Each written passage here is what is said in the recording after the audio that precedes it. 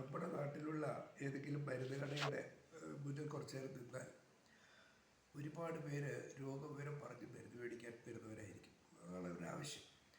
ഒരു ഡോക്ടറെ കാണാനോ വേണ്ട പരിശോധന നടത്താനോ ഒന്നും അവർക്ക് താല്പര്യമില്ല. ഈ കൂട്ടത്തിൽ ഈ രോഗവിവരം പറഞ്ഞ് മരുന്ന് മേടിക്കുന്നവരുടെ കൂട്ടത്തിൽ ഒരുപക്ഷെ ഏറ്റവും കൂടുതൽ കാണാൻ സാധ്യതയുള്ളത് ഗ്യാസിന് മരുന്ന് വേണം എന്ന് പറഞ്ഞ് വരുന്നവരാണ്. ചിലർ ഗ്യാസ് എന്ന് പറയും, ചിലർ ഗ്യാസ് ട്രബിൾ എന്ന് പറയും. അപ്പോൾ ഈ ഒരുപാട് പേർക്ക് വയറിനകത്തുണ്ടാകുന്ന കുറേ അസ്വസ്ഥതകളുണ്ട്. വയറുവേദന, വയറെരിച്ചൽ, ഏമ്പക്കം, പരമ്പരട്ടൽ, വിശപ്പില്ലായ്മ, നെഞ്ചരിച്ചൽ, ഇങ്ങനെയൊക്കെ വരുമ്പോൾ ഈ നാട്ടിൽ തന്നെ നമ്മുടെ ജനങ്ങൾ തന്നെ സ്വയം രോഗനിർണയം നടത്താറാണ് പതിവ്. ഗ്യാസ് അല്ലെങ്കിൽ ഗ്യാസ് ട്രബിൾ. എന്നിട്ട് ഏതെങ്കിലും മരുന്ന് കടയിൽ പോയിട്ട് മരുന്ന് മേടിക്കും. അത് കുറേ പേര് സ്ഥിരമായി കഴിച്ചുകൊണ്ടിരിക്കും.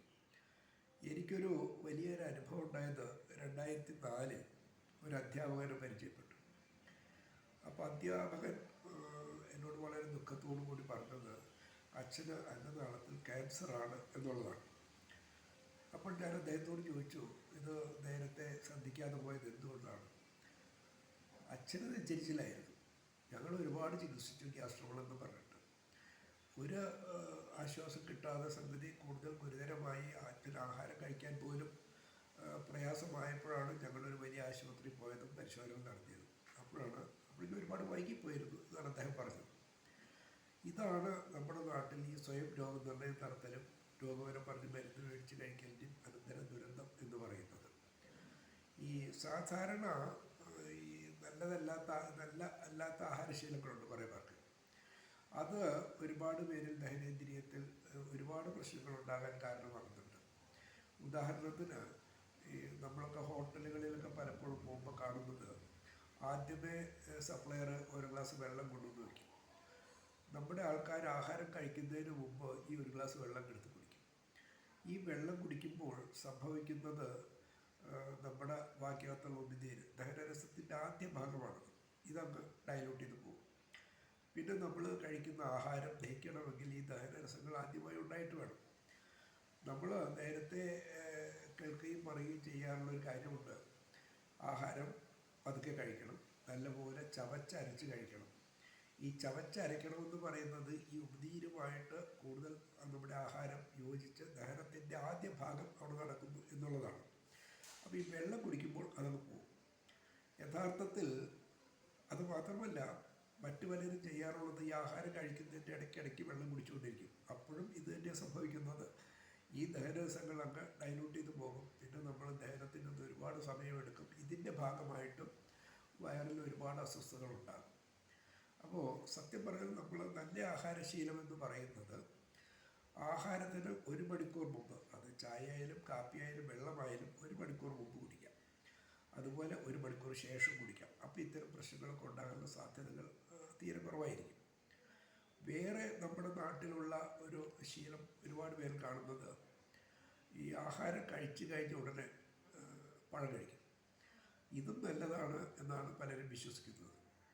നമ്മുടെ ആഹാരം കൂടുതലും അന്നജമാണ്. ഈ അന്നജവും ഈ മധുരവും കൂടെ ചെല്ലുമ്പോൾ അവിടെ ഒരു പുളിപ്പിക്കൽ പ്രക്രിയ നടക്കും. ഇതാണ് ഇംഗ്ലീഷിൽ ഫെർമെൻറ്റേഷൻ എന്നൊക്കെ പറയുന്നത്. ഈ പുളിപ്പിക്കൽ പ്രക്രിയയുടെ ഭാഗമായിട്ടും വയറിൽ അസ്വസ്ഥതകളുണ്ടാകും. അപ്പോഴും നമ്മൾ ഗ്യാസാണെന്ന് പറയും, ഗ്യാസിൻ്റെ മരുന്നുകൾ വാങ്ങിക്കഴിക്കും. അപ്പോൾ ഈ വയറിലെ പ്രശ്നങ്ങൾ ഈ ഉണ്ടാകാതിരിക്കാൻ നമ്മൾ ആദ്യം ശ്രദ്ധിക്കേണ്ടത് നല്ലൊരു ആഹാരശീലം സ്വീകരിക്കുക എന്നുള്ളതാണ്. ഈ നല്ല ആഹാരശീലം എന്ന് പറയുമ്പോൾ അതിൽ ഉപ്പിൻ്റെയും മുളകിൻ്റെയും അളവ് തീരെ കുറയ്ക്കുന്നത് വളരെ നല്ലതാണ്. അതുപോലെ തന്നെ ഈ ആഹാരത്തിൻ്റെ കൂടെ നേരത്തെ പറഞ്ഞ പോലെ ഈ വെള്ളം കുടിക്കുക എന്നുള്ള സ്വഭാവം പൂർണ്ണമായി ഒഴിവാക്കണം. ഇപ്പോൾ രാവിലെ നമ്മൾ ബ്രേക്ക്ഫാസ്റ്റ് കഴിക്കുമ്പോൾ അതിൻ്റെ കൂടെ ചായ കുടിക്കണമെന്നില്ല. അത് 1 മണിക്കൂർ മുമ്പ് 1 മണിക്കൂർ ശേഷമാകാം. അപ്പോൾ തന്നെ ഇത്തരം ദഹനേന്ദ്രിയ പ്രശ്നങ്ങൾ ഒരുപാട് നമുക്ക് ഒഴിവാക്കി കിട്ടും, പ്രതിരോധിക്കാൻ കഴിയും. വേറെ ഒരു പ്രശ്നമെന്ന് പറയുന്നത് ഒരുപാട് അണുബാധകൾ ഈ വയറിൽ ഇത്തരം പ്രശ്നങ്ങൾക്കും വയറിൽ കൊണ്ടുണ്ടാകുന്നതിനും പിന്നീട് ക്യാൻസർ ഉണ്ടാകുന്നതിനും ഒക്കെ കാരണമായി മാറാറുണ്ട്. അപ്പോൾ ഈ അണുബാധകളെ കൈകാര്യം ചെയ്യേണ്ട കാര്യം നമ്മൾ ശ്രദ്ധിക്കാറില്ല. അത് അണുബാധകളാണെന്ന് നമ്മൾ അറിയാറില്ല. ഒരു പരിശോധന നടത്താൻ നമ്മൾ ഡോക്ടറെ കാണാറില്ല. അപ്പോൾ സാധാരണ നിലയിൽ ഇത്തരം അവസ്ഥകളിലേക്ക് ഇത് വഴിമാറി പോകുന്നുണ്ടോ എന്നറിയാൻ ഒരു രക്തപരിശോധന ധാരാളമാണ്. അപ്പോൾ അണുബാധകൾ ഉണ്ടാകുകയാണെങ്കിൽ തന്നെ അതിന് അല്ലെങ്കിൽ അണുബാധയെ പ്രതിരോധിക്കാനും വന്നാൽ തന്നെ അതിന് ശരിയായ രീതിയിൽ കൈകാര്യം ചെയ്യാനുള്ള അറിവുകൾ ഇപ്പോൾ ധാരാളമുണ്ട്.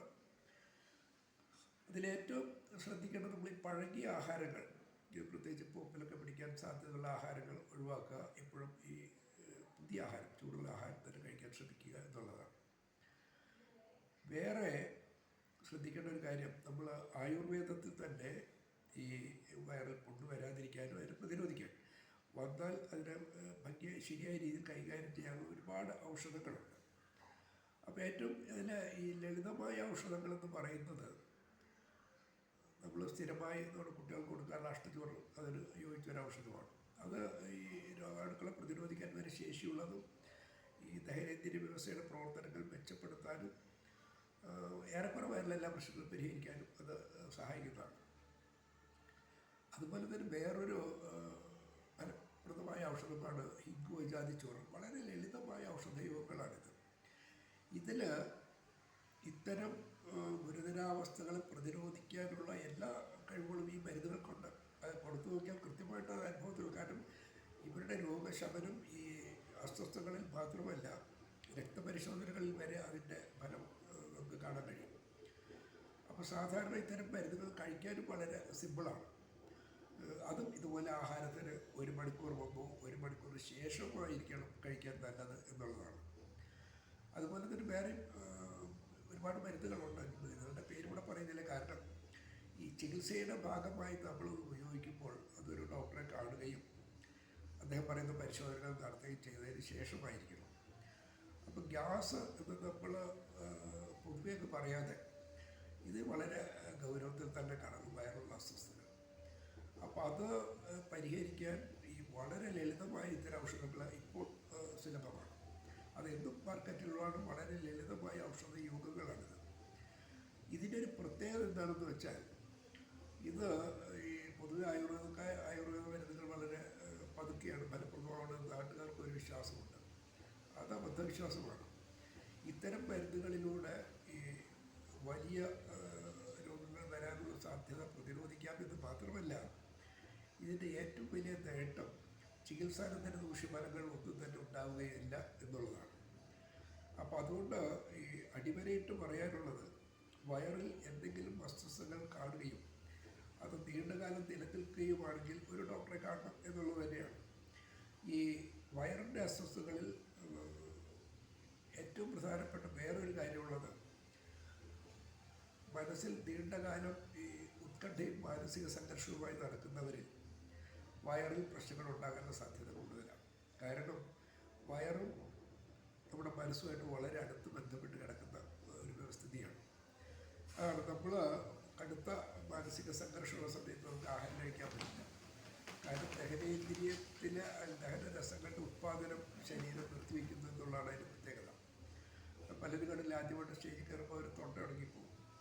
മനസ്സും വയറും തമ്മിലുള്ള ബന്ധം പരീക്ഷണസിദ്ധമായി തെളിയിക്കപ്പെട്ടിട്ടുള്ളതാണ്. അപ്പോൾ നീണ്ടകാലം മാനസിക സംഘർഷം അനുഭവിക്കുന്നവർക്കും ഈ നാട്ടുകാർ പറയുന്ന ഈ ഗ്യാസ് ട്രബിൾ എന്ന് പറയുന്ന രോഗം ഉണ്ടാകാനുള്ള സാധ്യതയുണ്ട്. അതുകൊണ്ട് രോഗം എന്തായാലും മനപ്രയാസം അല്ലെങ്കിൽ പേടിപ്പെടുന്ന ചിന്തകളോ എല്ലാം ഉണ്ടെങ്കിൽ അത് ഡോക്ടറോട് തുറന്ന് പറയണം.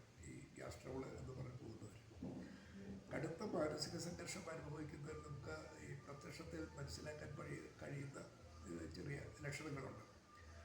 ഈ രാത്രി ഉറങ്ങാൻ കിടന്നിട്ട് ഉറക്കം പിടിക്കുന്ന സമയത്ത് ഇവർക്ക് ഒരു ഞെട്ടൽ അനുഭവപ്പെടുന്നവർക്ക് അത് കടുത്ത മാനസിക സംഘർഷമുണ്ട് എന്നതിൻ്റെ തെളിവാണ്. പിന്നെ കുറേ പേര് ഈ പേടിപ്പെടുത്തുന്ന സ്വപ്നങ്ങൾ കാണും. അവർ കൂടുതൽ പേര് കാണാറുള്ളത് പാമ്പാണ്. ഈ പാമ്പ് വരുന്നതാണ് കാണാറുള്ളത്. ചിലർ ആന ഒന്ന് ഓടിക്കുന്നതായിട്ടൊക്കെ സ്വപ്നം കാണുന്നതെന്ന് പറയാറുണ്ട്. ഈ പേടിപ്പെടുത്തുന്ന സ്വപ്നങ്ങളും ഈ മാനസിക സംഘർഷവുമായിട്ട് വളരെ ബന്ധമുണ്ട്. ഏത് രോഗമായാലും, പ്രത്യേകിച്ച് ഈ വയറിനകത്ത് ദഹനേന്ദ്രിയ വ്യവസ്ഥയിലെ രോഗങ്ങൾ വരുമ്പോൾ അതിൽ മരുന്നുകളോടൊപ്പം ആ ചികിത്സയോടൊപ്പം മനഃശാസ്ത്ര സമീപനം കൂടി സ്വീകരിക്കുകയാണെങ്കിൽ ഇത് വളരെ വേഗം മാറുന്നതായിട്ട് മനസ്സിലായിട്ടുണ്ട്. അപ്പോൾ അതുകൊണ്ട് പ്രത്യേകം പറയാനുള്ളത്, പ്രത്യേകിച്ച് വയറരിച്ചൽ നെഞ്ചരിച്ചൽ വരുമ്പോൾ ഇത് ഗ്യാസാണെന്ന് പറഞ്ഞ് നടക്കാതെ ഡോക്ടറെ കാണുകയും കൃത്യമായ ചികിത്സയും ചെയ്യാൻ വേണം. അങ്ങനെയാണെങ്കിൽ ഭാവിയിലുണ്ടാകാൻ സാധ്യതയുള്ള ഒരുപാട് ക്യാൻസറുകളെ പ്രതിരോധിക്കാൻ നമുക്ക് സാധ്യമാണ്.